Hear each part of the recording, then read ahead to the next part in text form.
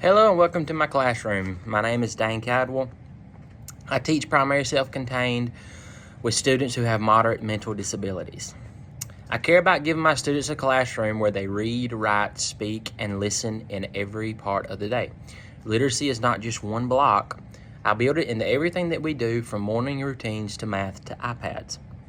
The 5 theories I use most in my classroom are Skinner's theory of behaviorism, Vygotsky's theory of social cognitive learning, Go and Toomer's simple view of reading, Freebody and Luke's critical literacy model, and Maslow's hierarchy of needs.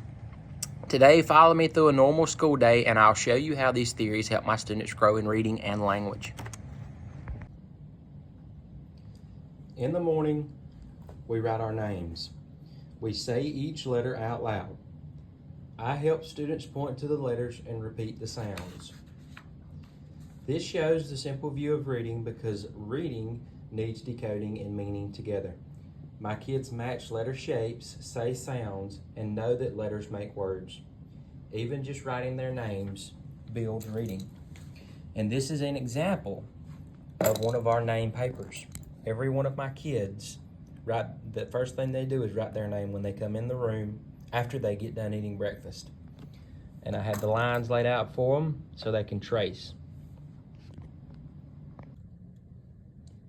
At 8:30, we go to the motor lab. Kids move, climb, jump, and swing. Maslow says students must have needs met before they learn: movement, calm body, and safety. Motor time gets energy out so they can sit and learn later. When kids feel safe and regulated, reading and language grow better. This is the ball pit. This is probably the most famous part of the motor lab with my kids, but it also serves as a sensory room, which is almost mandatory for the kids that I teach. We have all kinds of little balls and blocks to play with. Have little sensory areas, rugs all over the place, little balance beams, and a swing. And every day after we get done in the motor lab, we have yoga time, and that happens right there on that rug. At 9:15, we have our calendar time. During calendar, we go over the months of the year, days, shapes, colors, count to 10, and we go over our letters. We also go over our names and how we spell them. Students speak, repeat, answer questions, and choose words to speak. Freebody and Luke say that literacy is more than reading. It is speaking, thinking, noticing. We ask questions like, what day is it? How do you know? Show me the shape. What sound does M make? This builds language and communication. After we get done with our calendar time, we come over to the other table and we go over our sight words, and they are picture word correlated. We have 6 different lists of them, and my kids seem to love doing these. At 11 o'clock, we have our language time. We work on reading books, picture cards, sight words, and spelling rules. I first model. Students repeat with me. Vygotsky says that children learn best with support. I scaffold and I help. They try, then do more alone. We sound out simple words together like cat, duck, sun. We point to letters, clap syllables, and build words with magnets. They learn because we learn together. And here is some examples of other things that we do. For example, today we're working on the letter H. So we have our letter H book, and they get to color the pictures, and we read these sentences, and every word starts with the letter H. And this is a paper where they get to build the letter H with the blocks, and they love doing this too. And going back to where I mentioned reading, we have our library with plenty of books.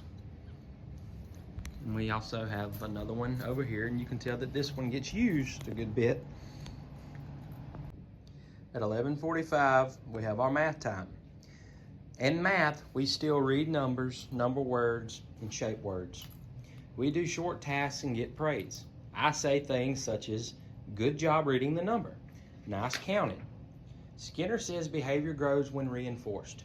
So I give simple rewards, praise, high fives, stickers, and more iPad time. And this is an example of something that we do during math. It allows the students to see the objects and we'll count. And then I'll point to the three choices and ask them.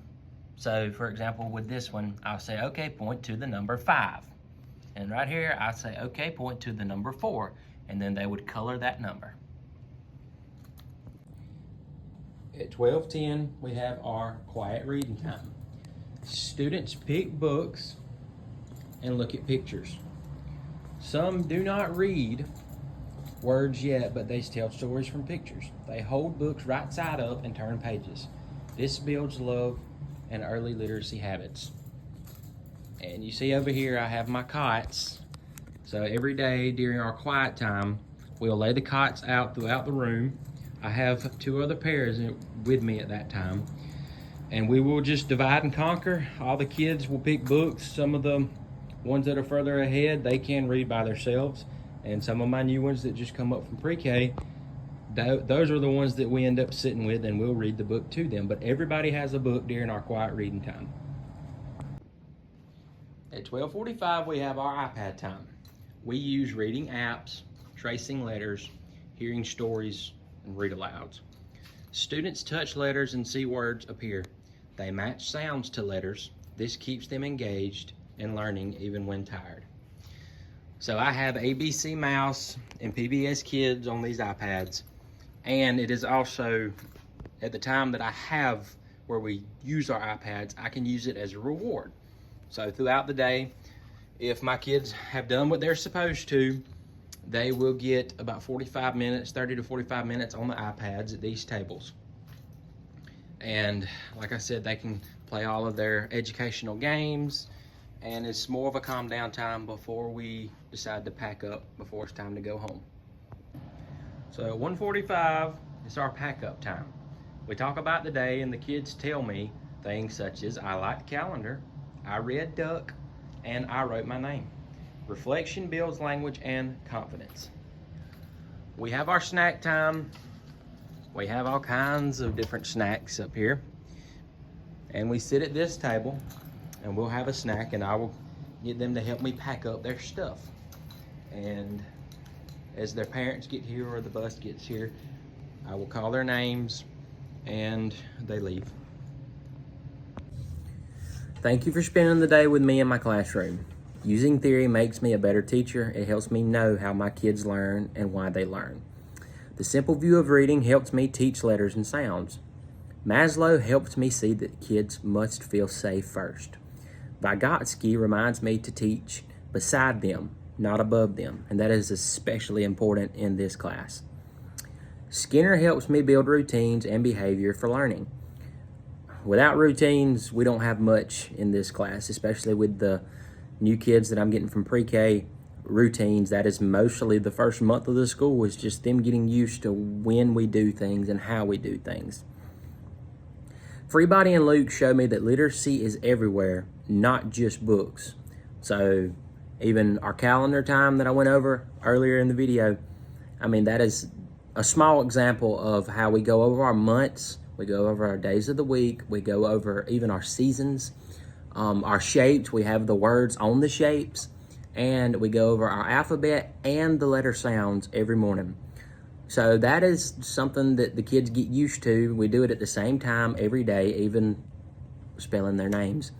Where it brings in literacy, where they're reading, they're seeing words, they're sounding out words, they're seeing different letters. When I use theory, reading happens all day long, in morning work, calendar, math, and even during our iPad time. My students may have disabilities, but they can learn to read one moment at a time. So with all of these different theories, they're very important in gen ed and special ed. But much like the curriculum that we pull from from some of our gen ed teachers, they need to be altered. But when you narrow these theories down to the principles, they're great.